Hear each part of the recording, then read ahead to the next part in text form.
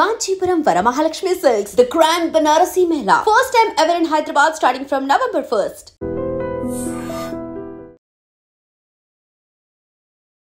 Namaste, welcome to iDream Talking Point with Kavita.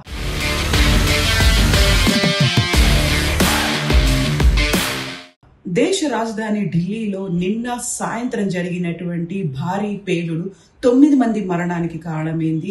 ఇప్పటికైతే 20 మంది హాస్పిటల్లో అడ్మిట్ అయ్యారు. అందులో 3 పరిస్థితి విషమంగా ఉంది. గంటలు గడుస్తున్న కొద్దీ ఏ ఉగ్ర సంస్థ కూడా ఈ పేలుడికి కారణం తామే అని, తమ పనే అనేటువంటి అనౌన్స్మెంట్ ఇప్పటిదాకా చేయనప్పటికీ కూడా ఫరీదాబాద్ లో మొన్న సాయంత్రం 2900 కేజీల మారణాయుధాలతో పాటుగా పేలుడు పదార్థాల తయారీకి ఉపయోగించేటువంటి కెమికల్స్ ని పట్టుకున్నారు. ఆ నేపథ్యంలోనే దానికి నిన్న సాయంత్రం జరిగినటువంటి బాంబ్ బ్లాస్ట్ కి మధ్య లింక్ ఏదైనా ఉందా అనే దానిపైన ఆరా తీస్తోంది ఇంటెలిజెన్స్ శాఖ. అట్ ద సేమ్ టైం నిన్న జరిగింది ఏ తరహా పేలుడు అనేది కూడా ఇప్పటికీ అంతుపట్టని వ్యవహారంగా ఉంది. నిన్న ప్రమాదానికి కారణమైనటువంటి I-20 వెహికల్లో 3 ప్రయాణిస్తున్నారు. రెడ్ ఫోర్ట్ కి సమీపంలో ఉన్నటువంటి మెట్రో స్టేషన్ దగ్గర గేట్ నెంబర్ 1 దగ్గర సిగ్నల్ దగ్గర క్రాస్ అవుతున్న సమయంలో ఆ కారులో పేలుడు సంభవించింది. ఆ కారులో ఉన్నటువంటి 3 చనిపోయారు.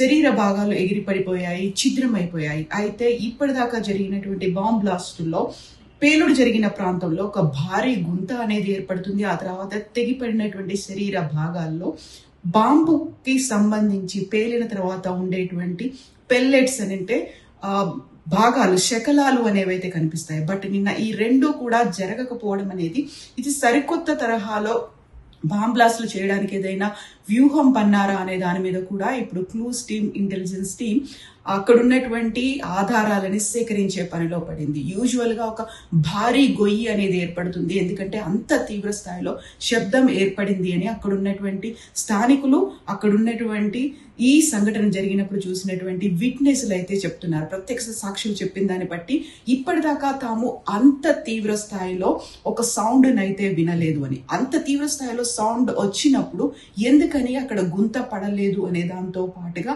ఛిద్రమైపోయినటువంటి ఆ 3 శరీర భాగాల్లో ఎలాంటి పెల్లెట్స్ కూడా లభించకపోవడం, ఇది సరికొత్త తరహాలో ఏదైనా ఉగ్రదాడి లేకపోతే బాంబ్ బ్లాస్ట్లకి వ్యూహం పన్నారా అనేది కూడా ఇప్పుడు ఐడెంటిఫై చేసే పనిలో పడ్డారు.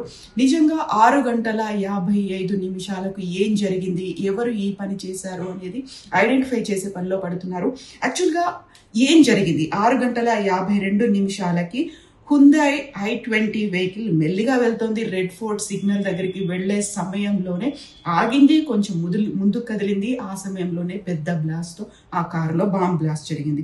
6 గంటల 55 నిమిషాలకు కరెక్ట్ గా ఇన్సిడెంట్ జరిగినటువంటి 3 నిమిషాలకే ఫైర్ డిపార్ట్మెంట్ కి ఒక కాల్ వెళ్ళింది. రెడ్ ఫోర్ట్ సమీపంలోనే బాంబ్ బ్లాస్ట్ అనేది జరిగింది, కారులో బాంబు పేలుడు జరిగింది అనేటువంటి ఫోన్ కాల్ ని 6 గంటల 55 నిమిషాలకు ఢిల్లీ ఫైర్ డిపార్ట్మెంట్ రిసీవ్ చేసుకుంది.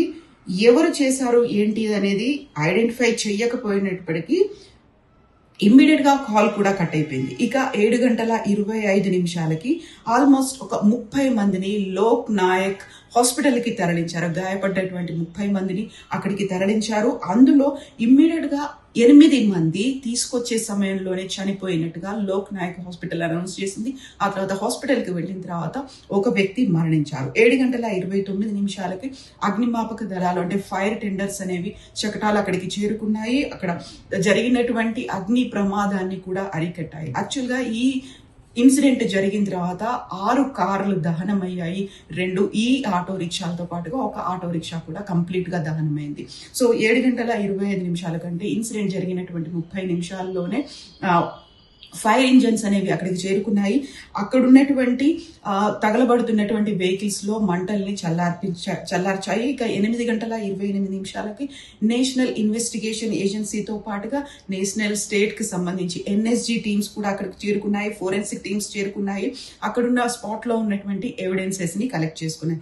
8 గంటల 30 నిమిషాలకి home minister Amit Shah Lok Nayak hospital కి వెళ్లారు. అక్కడ క్షతగాత్రుల్ని పరామర్శించారు. యాక్చువల్ గా ఈ ఇన్సిడెంట్ జరగడానికి ఒక రోజు ముందుగానే 2900 కేజీలు అంటే ఆల్మోస్ట్ 3 కేజీల మందుగుండు సామాగ్రిని యాక్చువల్గా భారీ స్థాయిలో పేలుడు పదార్థాలని తయారు చేయడానికి ఉపయోగించేటువంటి వస్తువుల్ని ఐడెంటిఫై చేశారు. అది కూడా ఫరీదాబాద్ కి సంబంధించి నిన్న జరిగినటువంటి ఇన్సిడెంట్ కూడా హుందా i20 వెహికల్ కూడా ఫరీదాబాద్ అంటే హర్యానాకి రిజిస్టర్ గా ఉన్నటువంటి వెహికల్. దీంతో పాటుగా ఆ వెహికల్ అనేది గత సంవత్సరన్నర కాలంలో ఎంతమంది చేతులు మారింది అనేది కూడా ఐడెంటిఫై చేశారు. చివరికి నిన్న ఇన్సిడెంట్ జరిగే సమయానికి జమ్మూ కాశ్మీర్ పుల్వామాకు చెందినటువంటి ఒక వ్యక్తి ఆధీనంలో ఆ వెహికల్ ఉంది. అంటే ఆ i20 వెహికల్ లాస్ట్ టైం ఆయన కొనుగోలు చేశారు. ఆయన పేరు మీదగానే ఆ వెహికల్ ఉన్నట్టుగా అనౌన్స్ చేశారు. సో మహమ్మద్ సల్మాన్ అనేటువంటి వ్యక్తి రెసిడెంట్ ఆఫ్ గుర్గాం ఆ వ్యక్తిని తీసుకొని క్వశ్చన్ చేశారు. ఆ వ్యక్తి దేవేంద్ర అనేటువంటి ఒక వ్యక్తికి ఆ వెహికల్ ని అమ్మాడు. ఓఖ్లాలో ఉన్నటువంటి దేవేంద్ర అనే వ్యక్తికి వెహికల్ ని అమ్మాడు. ఆ తర్వాత తారీఖ్ అనేటువంటి వ్యక్తి పుల్వామాలో జమ్మూ కాశ్మీర్ లో ఉండేటువంటి వ్యక్తి ఆ వెహికల్ ని ఓన్ చేసుకున్నాడు. ఆయన ఆధీనంలో ఉన్నప్పుడే ఈ వెహికల్ అటాక్ అనేది జరిగింది. సో ఓవరాల్ గా ఎక్కడ ఎలా ఏం జరిగింది అనేది ఇప్పటికైతే అర్థం కాని వ్యవహారం. ఎందుకంటే ఏదైనా ఇన్సిడెంట్ జరిగిన వెంటనే ఎవరు చేశారు అనేది మాత్రం వాళ్ళ ఒక పత్రికా ప్రకటన కావచ్చు, లేకపోతే ఒక అనౌన్స్మెంట్ అనేది వస్తుంది. ఇప్పటిదాకా అది రాలేదు. 9 మంది మరణానికి కారణమైంది. ఇప్పటికి 3 అయితే సీరియస్ కండిషన్ లో ఉన్నారు. ఒకరు స్టేబుల్ గా ఉన్నారు అని చెప్పినప్పటికీ సీరియస్ కండిషన్ లో ఉన్నారు. 30 మందికి పైగా హాస్పిటల్లో అడ్మిట్ అయి ఉన్నారు. ఇక నిన్న జరిగినటువంటి ఈ ఇన్సిడెంట్ కంటే ముందు కొన్ని గంటల ముందు మారణాయుధాలతో పాటుగా అక్కడ ఉన్నటువంటి బాంబ్లాస్ట్ తయారీకి ఉపయోగించేటువంటి ఆయుధ సామగ్రిని కూడా పట్టుకున్నారు. అది కూడా ఒక్కరోజు ముందు బీహార్ ఎలక్షన్ కి సంబంధించి సెకండ్ ఫేజ్ అనేది ఈ రోజు జరుగుతోంది. ఈ నేపథ్యంలోనే కరెక్ట్ గా ఒక రోజు ముందు జరగడం అనేది ఏదైనా ఇండికేషన్ ఇస్తుందా? ఈ కనెక్టింగ్ ద డాట్స్ ప్రతిదాన్ని కనెక్ట్ చేసుకుంటే మధ్యలో ఏదైనా ఒక ఇండికేషన్ ఉందా, లేకపోతే ఒక తీవ్రమైనటువంటి సంకేతాన్ని, ఒక డేంజర్ బెల్ ని ఏమైనా మోగించబోతోందా అనే దాని మీద కూడా ఇప్పటికైతే క్లూస్ టీమ్, ఇంటెలిజెన్స్ టీమ్ అయితే ఫోకస్ చేసింది. ఇక 2900 కేజీలకి సంబంధించి ఆ మందుగుండు సామాగ్రిని పట్టుకున్న తర్వాత జైషే మహమ్మద్ కి లింకులు అనేవి ఉన్నాయి. దాంతో పాటుగా సరికొత్తగా ఏర్పడినటువంటి హర్యానా, కశ్మీర్, ఉత్తరప్రదేశ్ లో వర్క్ చేస్తున్నటువంటి గజ్వత్ ఉల్ హింద్ అనేటువంటి ఆర్గనైజేషన్ కి చెందినటువంటి వ్యక్తుల్ని అరెస్ట్ చేశారు. అందులో 4 వ్యక్తుల్లో ఆశ్చర్యకరంగా 3 డాక్టర్లే ఉన్నారు. అందులో ఒకరికి హైదరాబాద్ తో కూడా లింకులు ఉన్నాయి అనేటువంటిది ఐడెంటిఫై చేశారు. ఈ 3 దగ్గర కూడా AK-47లు ఉన్నాయి, అసాల్ట్ రైఫిల్స్ ఉన్నాయి. ఆ రైఫిల్స్ తో పాటుగా వారు గతంలోనే అక్కడ జైషే మహమ్మద్ కి అనుకూలంగా చేసినటువంటి స్టిక్కర్స్ ని, పోస్టర్ ని అతికిస్తూ ఉండగా అక్కడి నుంచి లింకులని ఐడెంటిఫై చేశారు. క్లూస్ టీమ్ ఐడెంటిఫై చేసినప్పుడు 3 డాక్టర్ల దగ్గర వాళ్ళ దగ్గర AK-47లు ఉన్నాయి, వాళ్ళ దగ్గర మారణాయుధాలు ఉన్నాయి. వారు జైషే మహమ్మద్ తో పాటుగా గజ్వత్ ఉల్ హింద్ కి లింక్స్ ఉన్నాయి అనేది మాత్రం ఐడెంటిఫై చేశారు. ఇక దీంతో పాటుగా యాక్చువల్గా 1997 దగ్గర నుంచి ఇప్పుడు దేశ రాజధానిలో జరిగినటువంటి బాంబ్ బ్లాస్ట్లు, నిన్న జరిగినటువంటి లేటెస్ట్ గా జరిగినటువంటి బాంబ్ బ్లాస్ట్ కి సంబంధించి చూస్తే మేజర్ టెర్రర్ అటాక్స్ అనేవి, టెర్రర్ అటాక్ అనేది నిన్న ఐడెంటిఫై చేయకపోయినప్పటికీ టెర్రర్ లింక్స్ ఉండి ఉంటాయి అనేటువంటి అనుమానాల్ని కేంద్ర హోంశాఖ అయితే భావిస్తోంది. క్లూస్ టీమ్, ఇంటెలిజెన్స్ టీమ్ దానికి సంబంధించినటువంటి ఆధారాలు సేకరిస్తోంది. ఇక 97కి సంబంధించి 97 నుంచి టిల్ డేట్ వరకు జరిగినటువంటి యాక్సిడెంట్స్ ని, ఇన్సిడెంట్స్ ని, బాంబ్ బ్లాస్ట్లని కనుక చూస్తే సరోజినీ నగర్, పహర్గంజ్, గోవింద్పురిలో 1997లో బాంబ్ బ్లాస్ట్ జరిగితే 59 మంది చనిపోయారు, 155 మంది గాయపడ్డారు. డిసెంబర్ 13, 2001 పార్లమెంట్ మీద అటాక్ జరిగినప్పుడు, పార్లమెంట్ దగ్గర అటాక్ జరిగినప్పుడు 11 మంది చనిపోయారు, 30 మంది గాయపడ్డారు.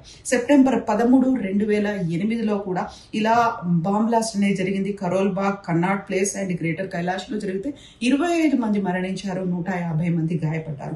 ఇక సెప్టెంబర్ 27, 2008 ఫ్లవర్ మార్కెట్ మెహ్రోలీలో ఈ బాంబ్ బ్లాస్ట్ జరిగితే 3 చనిపోయారు, 21 మంది గాయపడ్డారు. సెప్టెంబర్ 7, 2011 హైకోర్టు ఢిల్లీ సమీపంలో జరిగితే 14 మంది మరణించారు, 88 మంది గాయపడ్డారు. సో ఈ కనెక్టింగ్ ద డాట్స్ మొన్న ఫరీదాబాద్, హర్యానాలో 2900 కేజీల మందుగుండు సామాగ్రిని, పేలుడు పదార్థాలకు ఉపయోగించే వస్తువులని పట్టుకున్న తర్వాత నిన్న జరిగినటువంటి ఇన్సిడెంట్, అది కూడా ఈ రోజు బీహార్లో సెకండ్ ఫేజ్ ఎలక్షన్ చివరి అంకం జరగబోతుంది. ఈ 3టికి లింక్స్ చేసుకుంటే ఒక తీవ్రమైనటువంటి ముప్పుని ముందే మనం ఏమైనా పసిగట్టొచ్చా, లేకుంటే వీటన్నిటికీ జాయిన్ చేసుకోవచ్చా, ఏదైనా ఒక క్లియర్ ఇండికేషన్ ఇస్తోందా అనేది మాత్రం ఐడెంటిఫై చేసే పనిలో పడ్డారు. ఓవరాల్ గా అయితే ప్రతి చోట జనసమర్థం ఉన్న చోట కావచ్చు, కీలకమైనటువంటి ప్రాంతాల్లో అలర్ట్ కూడా చేశారు. హైదరాబాద్ లో కూడా బస్ స్టాండ్లు, రైల్వే స్టేషన్ లో అలర్ట్ ఉంచారు. పోలీసుల్ని అప్రమత్తంగా ఉండాలి అనేటువంటి సమాచారం కేంద్రం నుంచి అందింది. నిజంగా ప్రస్తుతం ఉన్నటువంటి సమాజం దేనికి ప్రయారిటీ ఇస్తుంది? ఆర్థిక సంబంధాల చుట్టూ మాత్రమే తిరుగుతుంది. మళ్ళీ ఎన్నికలంగానే చాలా విరక్తి కలుగుతున్నాం. మంచి అనిపిస్తుంది కదా, లేడీస్ కూడా ఛాలెంజింగ్ జాబ్స్ చేసినప్పుడు చాలా బాగుంటది. ట్రాఫిక్ అసిస్టెంట్స్ గా నియమించిన ట్రాన్స్జెండర్స్